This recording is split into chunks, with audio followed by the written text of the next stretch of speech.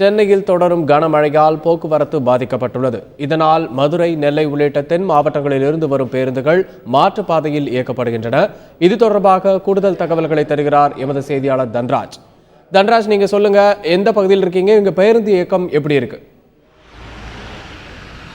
சென்னையுடன் இணைக்கக்கூடிய அனைத்து சாலைகளும் துண்டிக்கப்பட்டிருக்கு. குறிப்பாக ஜிஎஸ்டி சாலை, OMR சாலை, ECR சாலை உள்ளிட்டவை துண்டிக்கப்பட்டு தென் மாவட்டத்திலிருந்து வருகின்ற பேருந்துகள் பெரும் அவதிக்குள்ளாகி இருக்கிறது. இந்த நிலையில் தென் மாவட்டத்திலிருந்து வரும் பேருந்துகளை திண்டிவனம், காஞ்சிபுரம் வழியாக சென்னை பெங்களூர் தேசிய நெடுஞ்சாலையில் அனுப்பி வைக்கப்படுகிறது.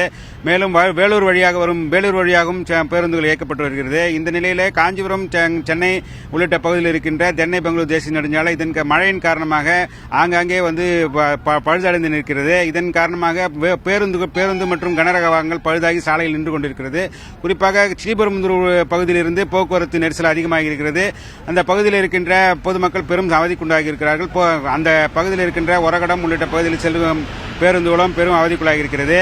இந்த நிலையிலே அந்த பகுதியிலிருந்து போக்குவரத்து நெரிசல் அதிகமாக இருப்பதால் கனரக வாகனங்கள் மட்டுமே அந்த பகுதியில் சென்று கொண்டிருக்கிறது. போக்குவரத்து குறைப்பதற்காக தமிழக அரசு பேருந்துகளின் எண்ணிக்கையை குறைத்திருந்தாலும் கனரக வாகனங்கள் சென்னை நோக்கி அதிகமாக சென்று கொண்டிருக்கிறது. அவற்றையெல்லாம் குறைக்க வேண்டும் என்று பொதுமக்கள் கோரிக்கையும் வைத்திருக்கிறார்கள். பொதுமக்கள் செல்லக்கூடிய பேருந்துகளை இயக்கினாலே போதும், இந்த கனரக வாகனங்களை இந்த பகுதியில் இயக்க வேண்டாம் என்று கோரிக்கை வைத்திருக்கிறார்கள்.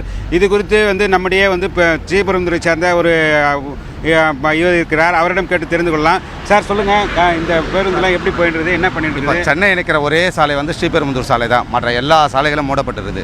இப்போ இந்த சாலையில் பார்த்தீங்கன்னா எல்லா கனரக வாகனங்கள் தான் போயின்னு இருக்கு. காவல்துறையினர் அந்த கனரக வாகனங்களை ஓரம் கட்டிட்டு போக்குவரத்தை கனரக வாகனங்களை ஓரம் கட்டிட்டு பயணிகள் பேருந்து இயக்கினா ரொம்ப நல்லா இருக்கும். ஏன்னா நிறைய கனரக வாகனம் தான் பல மணி நேரம் ஸ்ரீபெரும்புதூர் டோல்கேட்டை கடக்கிறதுக்கு சுமார் 3 மணி நேரத்துக்கு மேலே ஆகுது.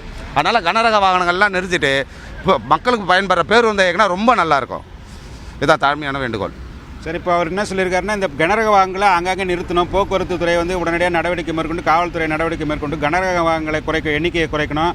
பேருந்துகளின் எண்ணிக்கையை இயக்கினாலே போதும், பொதுமக்கள் சென்று வருவதற்கான ஏற்பாடுகளை செய்தால் போதும் என்று பொதுமக்களும் கருத்து தெரிவித்திருக்கார்கள். சார், உங்களுடைய தகவல்களுக்கு நன்றி தன்ராஜ்.